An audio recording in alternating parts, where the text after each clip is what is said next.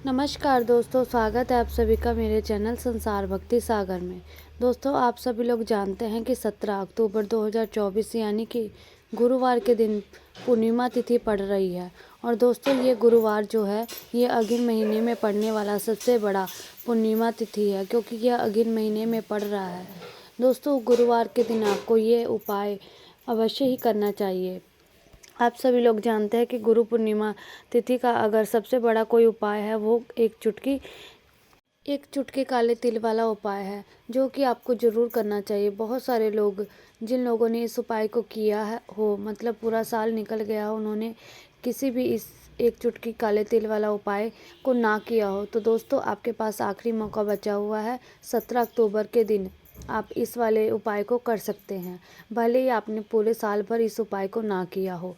अगिन महीने की गुरुवार पूर्णिमा तिथि के दिन अगर इस वाले उपाय को कर लिया तो आपको इस उपाय को करने का फल मिलेगा जिसकी आपने कभी कल्पना भी नहीं की होगी। आप लोगों इस वाले उपाय को एक बार ज़रूर कर लेना, ताकि आप लोगों के साथ ये मौका हाथ से ना जा सके, आप लोग इस उपाय को करने का फल भी मिल सके। दोस्तों, ये उपाय पंडित जी ने अपनी अभी की शिव पुराण की कथा में बताया है, जिस उपाय को हम आपको बहुत अच्छे से समझाने वाले हैं। इस वीडियो को देखने के बाद इस उपाय को समझने के लिए आपको कोई और वीडियो देखने की ज़रूरत नहीं पड़ेगी। तो चलिए दोस्तों, उपाय को शुरू करते हैं। देखिए, इस अगिन महीने के गुरुवार पूर्णिमा तिथि के दिन ये इतना खास होता है, इतना महत्वपूर्ण होता है। देखा गया कभी कभी बड़े बड़े पूजा पाठ अनुष्ठान से जो मनोकामना पूर्ण नहीं होती है, वो अगिन महीने के दिन एक छोटे से उपाय करने से ही आपकी मनोकामना पूर्ण हो जाती है। और बहुत सारे लोग ने इस उपाय को किया भी है और उनको इस उपाय को करने का फल भी ज़रूर मिलता है। अगर आप लोग भी इस उपाय को करना चाहते हैं, आप इस उपाय को पहले अच्छे से समझ लेना, सुन लेना, उसके बाद में आपको करना है। इस उपाय का फल आपको ज़रूर मिलेगा और इस उपाय को कर लेने से आपके घर में चाहे किसी भी प्रकार की दुख और समस्या क्यों ना चल रही हो, आपको उसका कारण भी ना पता हो, तो ये समस्या किस कारण से चल रही है उसका कुछ भी कारण हो सकता है, जैसे कि पितृदोष हो सकता है या किसी और तरह का मंगल दोष भी हो सकता है। तो इस उपाय को एक चुटकी काला तिल वाला उपाय कर लेना। ये एक ऐसा उपाय है जिस उपाय को अगर किसी विशेष दिन पर किया जाए तो उस विशेष दिन का जो फल है वो आपको बहुत बड़ा होकर के मिलता है। एक चुटकी काला तिल वाला उपाय को किया है तो हमने ये बड़ा ही फल मिलेगा, बहुत जल्दी मिलेगा। इस उपाय को बहुत ही बड़े और विशेष दिन पर कर रहे हो, तो चलिए उपाय के बारे में बात करते हैं। लेकिन उससे पहले आप लोगों को ये जानना आवश्यक है कि आखिर ये उपाय किसको करना है, कहाँ पर करना है और कैसे करना है।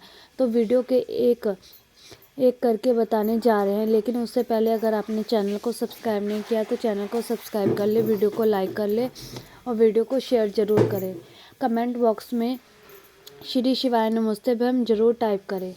एक चुटकी काला तिल वाला उपाय, इसे हम गुरुवार पूर्णिमा तिथि के दिन कैसे करना है, किसको करना है, किस समय करना है, कहाँ पर करना है, ये सारे सवाल का जवाब आपको इस वीडियो में मिल जाएंगे। और ये वीडियो एक चुटकी काले तिल वाला उपाय ज़रूर करना चाहिए, क्योंकि इस दिन काला तिल का बहुत ही बड़ा और विशेष महत्व होता है। और जब बात आ जाए एक चुटकी काला तिल वाला उपाय की, तो ये सोने पे सुहागा वाली बात हो जाती है। ये एक बहुत ही बड़ा उपाय है इस गुरु पूर्णिमा तिथि का।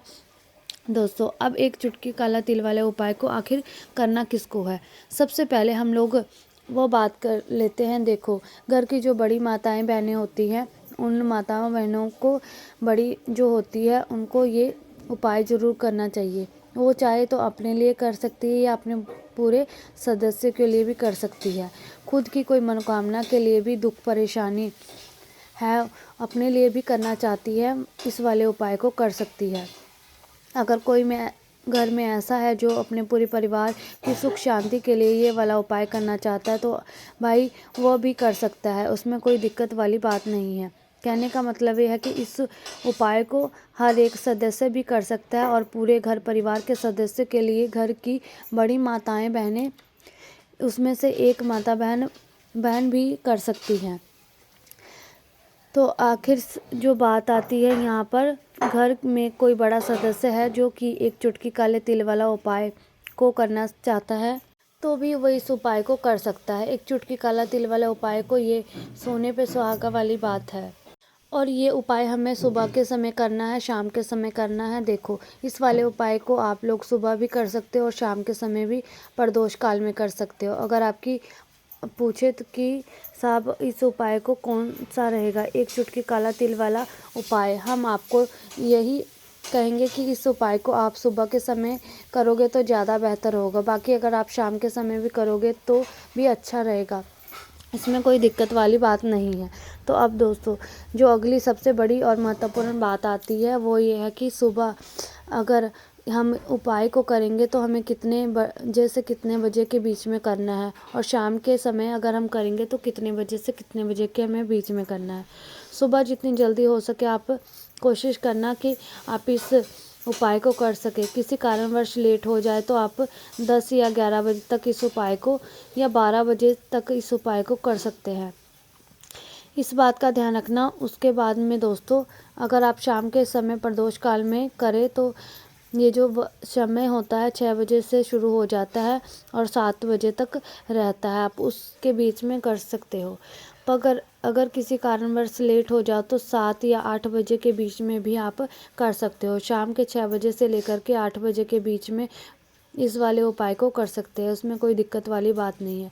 परंतु गुरु पूर्णिमा तिथि के दिन कोशिश करना कि शाम के अंतर्गत किसी भी कारणवश ना हो, थोड़ी देरी ना हो पाए, आपको उपाय का फल जरूर मिलेगा, आपकी मनोकामना जरूर पूर्ण होगी। इस उपाय को करके लोग धनवान बनना चाहते हैं, धन आता रहता है, बढ़ता है। विशेष करके उपाय करना है अच्छा, तो लोग कर्ज को लेकर के परेशान हैं, जिनके सर पे या चाहते हैं कि कभी कर्जा ना हो, एक रूप किसी से उधार ना पड़े। जैसे घर में धन की वर्षा हो रही है होती है, दिन पर दिन धन बढ़ता रहता है, पैसा बढ़ता है, तो उन लोगों को इस दिन गौ माता से हुए उपाय जरूर करने चाहिए।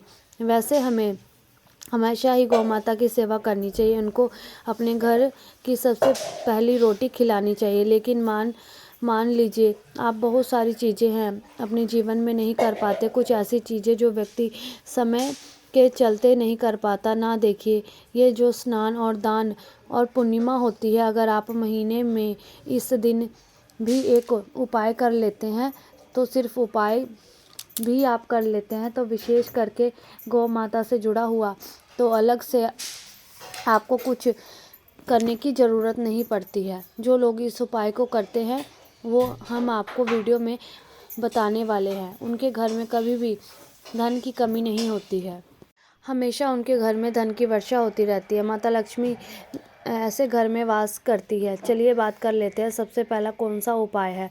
आपको स्नान और दान पूर्णिमा पर क्या करना चाहिए, यानी कि 17 अक्टूबर को क्या करना है। अब देखिए, गंगा जल आप सभी लोग जानते हैं कि कितना होता है, कितना चमत्कारी होता है। अब सबसे पहले उपाय आपको बताने जा रही है गंगा जल से जुड़ा हुआ उपाय, क्योंकि पहले ही इस उपाय को कर लेंगे तो आपको जो भी उपाय है, जब आप बाद में उस उपाय को करेंगे तो पहले गंगा जल का करेंगे और बाद में आपको गौ माता से जुड़ा हुआ उपाय करना है।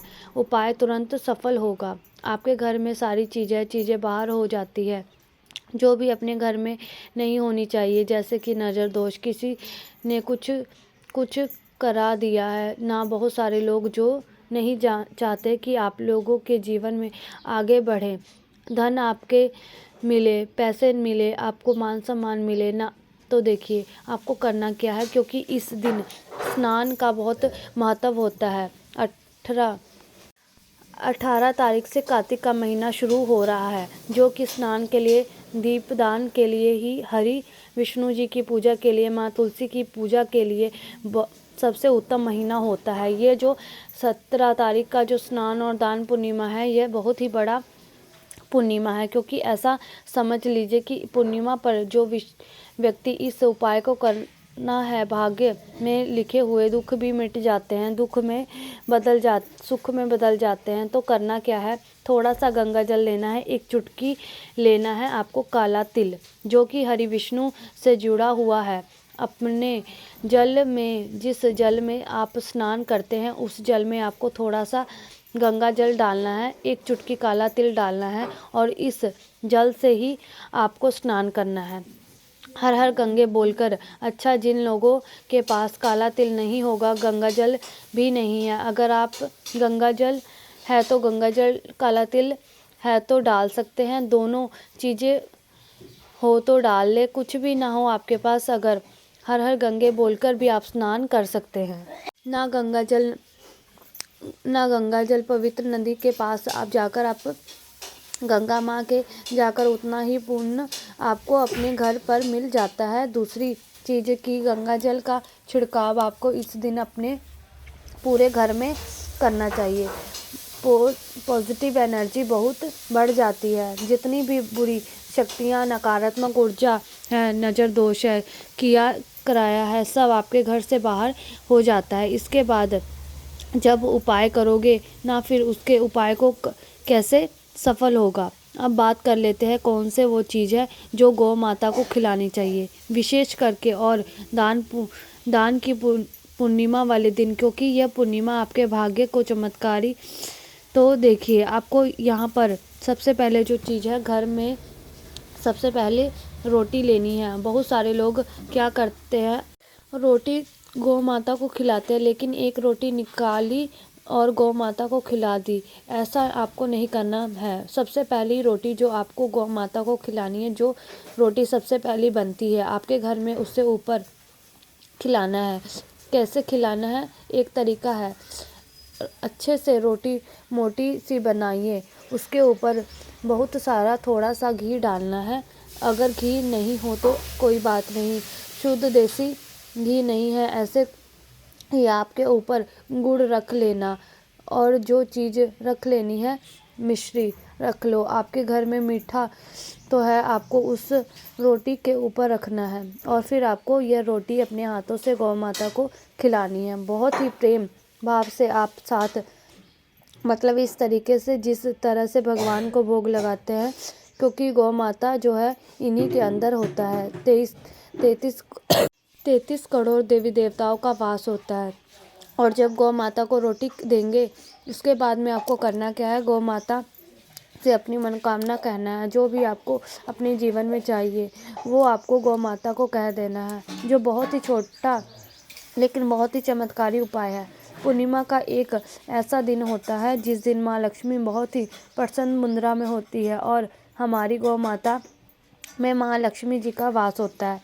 33 करोड़ देवी देवताओं का वास होता है। अब देखिए, यहाँ पर आपके गुड़ खिला दिया या शक्कर खिला दिया, आपने रोटी के ऊपर रखकर खिला दिया, आपको शुक्र बहुत मजबूत हो जाएगा। पैसे से लेकर कभी भी परेशानी नहीं आएगी। दूसरी चीज़, आपके घर का अन्न खिला दिया आपने 33 करोड़ देवी देवताओं को, यहाँ पर आपने सीधे सीधे 33 कोटि देवी देवताओं का आशीर्वाद मिल जाता है। फिर ना आपके घर में धन की कमी रहती है, ना व्यापार खराब होता है और ना ही आपके जीवन में कर्ज जैसी समस्याएं बढ़ती है। तो आप समझ सकते हैं कि गौ माता को रोटी खिलाने में कितना लाभ होता है।